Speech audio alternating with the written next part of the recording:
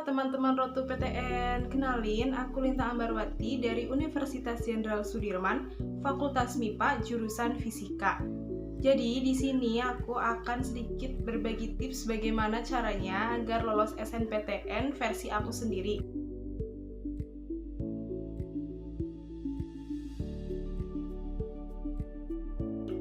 Bukannya mau sombong atau gimana ya, tapi ini bener-bener emang versi aku sendiri itu.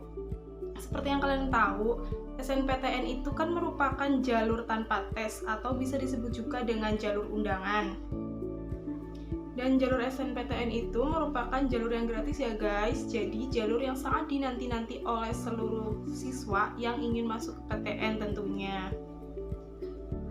Dan tipsnya yaitu grafik nilai kalian harus naik, grafiknya harus naik.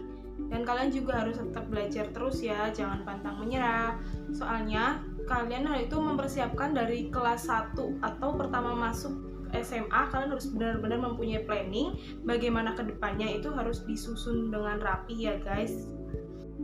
Dan apabila grafik nilai kalian naik, itu bisa menjadi peluang besar kalian untuk masuk ke PTN daripada yang grafik nilainya kalian tuh zigzag itu maksudnya naik turun gitu.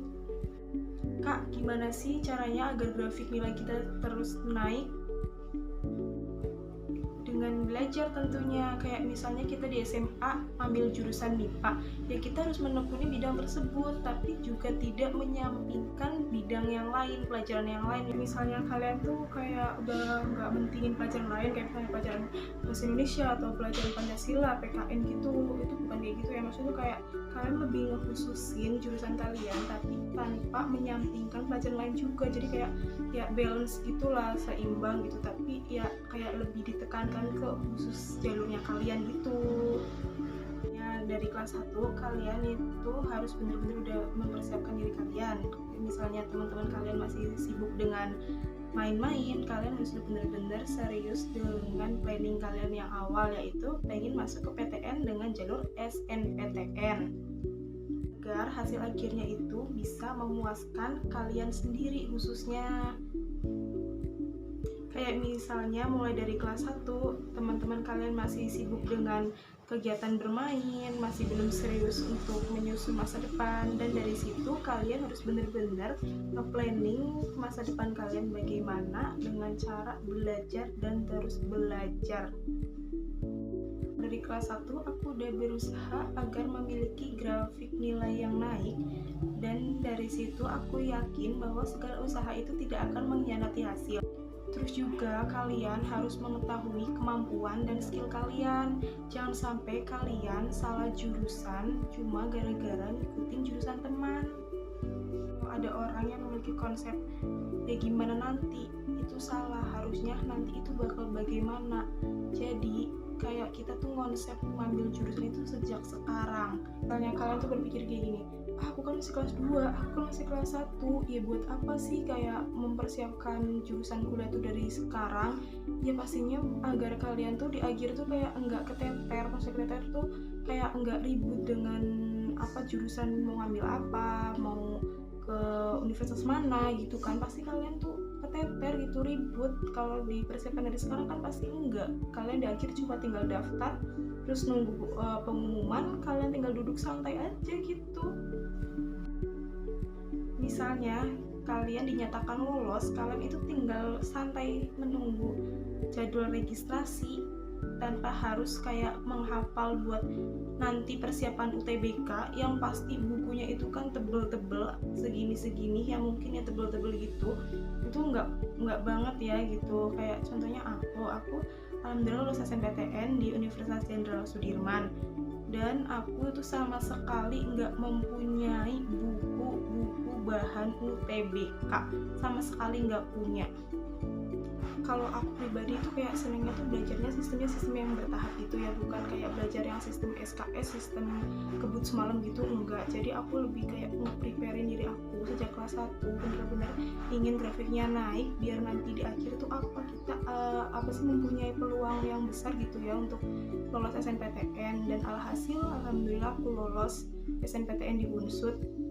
Jadi di saat yang lain mungkin nggak lolos, yang lain tuh kayak mempersiapkan buat UTBK, bahan-bahan UTBK yang bukunya emang bener-bener tebel kan, seperti yang aku bilang di awal tuh kan bukunya tebel-tebel gitu. Kita itu tinggal duduk santai, rebahan, menunggu jadwal registrasi aja guys. Ya itu mungkin salah satu keuntungan dari belajar bertahap ya, karena itu kan kalau aku banget, aku orangnya tuh kayak yang nggak suka kayak apa-apa tuh kayak dikebut gitu, kayak sistem SKS, sistem kebut semalam gitu, aku kayak kurang serg aja. Aku tuh kayak mungkin kekuatan mental aku nggak yang bisa dikebut-kebut diburu-buru dengan tugas yang banyak itu, nggak bisa ya. Jadi aku emang udah dari dulu senangnya sistemnya tuh emang sistem yang kayak bertahap gitu ya, bukan yang kayak dadakan seberdadakan gitu, enggak. Soalnya emang aku lebih seneng ke yang segala sesuatu itu direncanakan gitu. Itu juga kita harus tetap selalu berdoa dan meminta doa restu kepada kedua orang tua agar segalanya itu dipermudahkan. Seperti halnya dengan kalian, aku juga sempat mengalami pesimis. Kenapa? Karena saingan kita itu nggak hanya satu SMA, nggak cuma satu provinsi, tapi seluruh Indonesia kita bersaing untuk masuk ke PTN tersebut. Tapi berkat support dan dukungan dari teman-teman aku yang selalu bilang, kau pasti bisa, kau pasti lolos, masa peringkat 1 umum nggak lolos SNPTN. Dan dari situ aku mulai yakin dan aku mulai ambis lagi bahwa aku itu pasti bisa, dan ternyata terbukti oleh saya sendiri. Alhamdulillah saya lolos SNPTN di Unsud. Jadi buat kalian yang ingin lolos SNPTN dengan jalur yang menurut aku jalur-jalur yang sangat ditunggu-tunggu tapi dengan tips yang sangat mujarab, itu cuma kayak gitu aja sih. Cuma satu menurut aku mah kayak grafik nilai naik itu merupakan peluang yang sangat besar guys, sangat besar itu. Aku aja sampai kayak nggak nyangka gitu bakal lolos SNPTN. Bahkan aku aja udah sempet daftar di kampus swasta. Di kampus swasta itu soalnya aku kayak aku kalau ditolak SN udah aku nggak akan SBM, soalnya aku benar-benar nggak mempersiapkan apapun. Aku nggak mempersiapkan bahan buat belajar UTBK itu, aku nggak sama sekali. Jadi misalnya ketika aku ditolak, aku udah ada punya cadangan di swasta, tapi ternyata alhamdulillah aku lolos.